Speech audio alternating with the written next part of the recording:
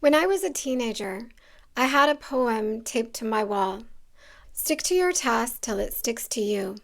Beginners are many, but enders are few. Honor, power, place, and praise will always come to the one who stays.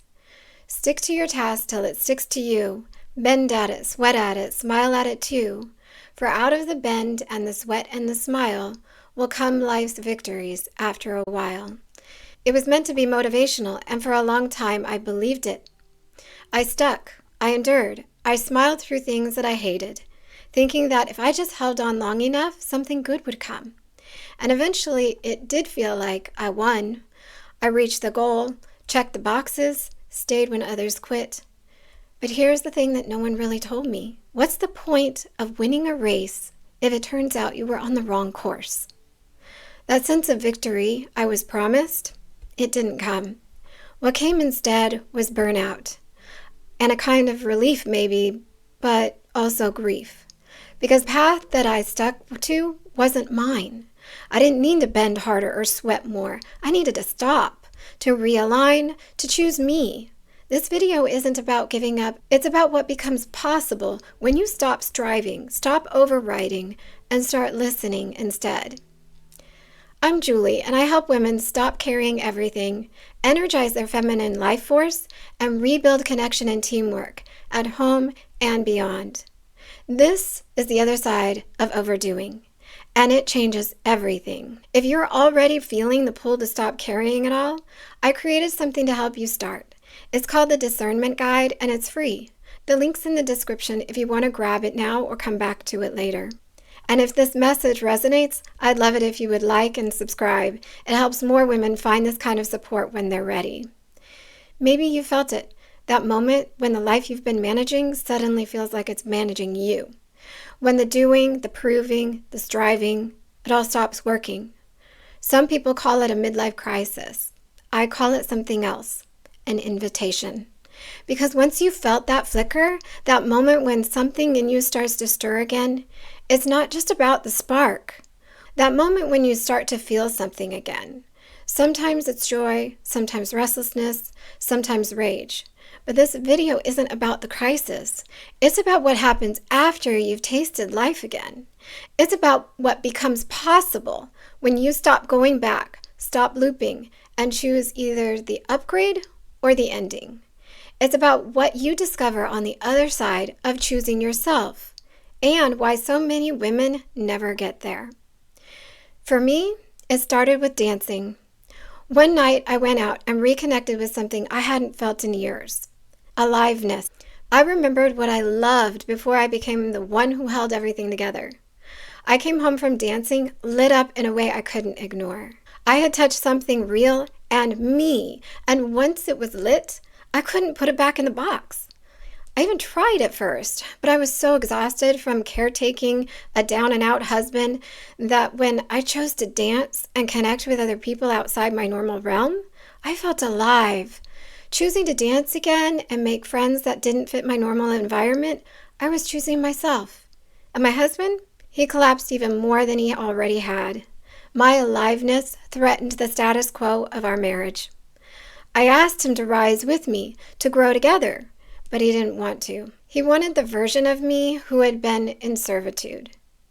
At first I felt guilty, especially when my church and my kids shamed me for putting my own wants and needs first. I did try to go back into the box, but it nearly killed me to go back. That spark gave me life, and I chose to keep feeding it. So I chose to honor myself, and that's why I call it the beginning of my life. Even when something wakes us up, when we feel desire, joy, or hope, we often distrust it. We were taught to trust logic over sensation, to outsource truth to someone more qualified, a therapist, a pastor, a partner, a program. So when something in our own body says yes or no, we hesitate. We ask, is this my intuition or am I just projecting? Am I running towards something or just escaping? If we've been disconnected from our body long enough, we lose track of what's real. And instead of following the thread inward, we spiral in analysis. we try to logic our way into clarity. We can't tell if our knowing is real because we've never learned how to listen. This is where so many of us get stuck. We confuse discernment with overthinking. But discernment doesn't come from thinking harder. It comes from embodiment. If your body is in shutdown or fight or flight, you won't get clarity. You'll get confusion. You'll get noise. This is why we keep looping, because we've been conditioned to value drive over discernment, doing over being. And when you override your intuition long enough, your body starts to break down. I see this all the time, women exhausted, burned out, aching in ways they can't name because they've been ignoring themselves for years. They keep going, they keep fixing, keep showing up, but inside, something's been trying to get their attention, and they haven't been able to hear it. But here's the kind of hustle we almost never name. It's the relational hustle. Not the hustle to be chosen or praised, but the quiet, constant effort to be met. The strain of reading between the lines, interpreting vague answers, picking up slack where leadership is missing. When men hang back, unsure, indirect, emotionally vague, we lean in harder.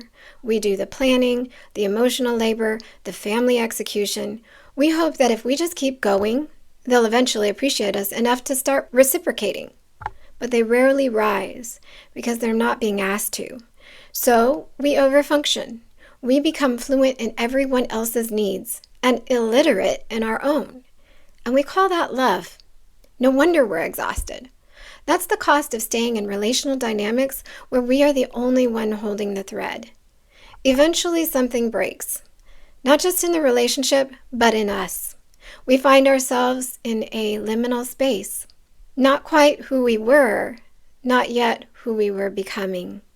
And it's in that moment when we've let go of the old, but haven't yet found the new, that we start to feel something again. Sometimes it's joy, sometimes it's rage, sometimes an ache so deep it cracks us open. That moment of joy you feel, that spark of aliveness, it's activation energy. It's not the solution, it's the starting fuel.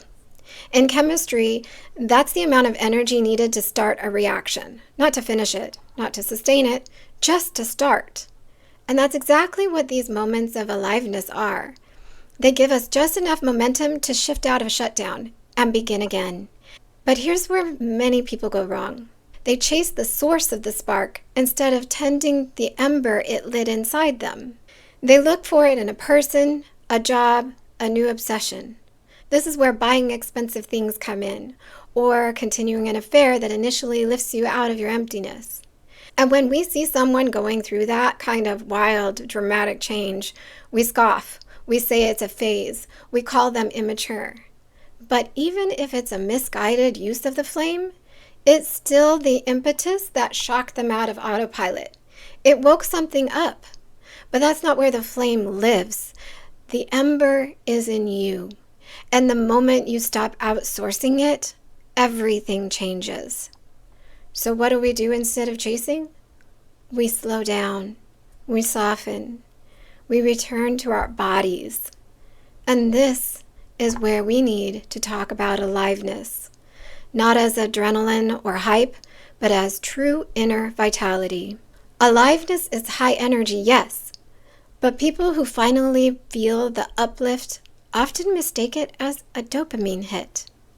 What we actually need isn't dopamine, it's serotonin. Dopamine is a reward hormone. It's loud, addictive. Serotonin is quiet, it's peace. It's what helps us feel grounded, regulated, safe. If we keep chasing dopamine, we only entertain what's loud and external, and we miss the clarity that only exists in quiet stillness. True feminine energy is presence. It's attunement. It's depth. It's savoring life moment by moment instead of rushing to fix or accomplish. And when we enter that space, something happens. The fog lifts. The world gets clearer. colors become richer. The noise fades and suddenly we can hear. That's when you begin to sense the difference between noise and knowing. That's when the real guidance, your inner clarity, can finally reach you. But here's the hard part.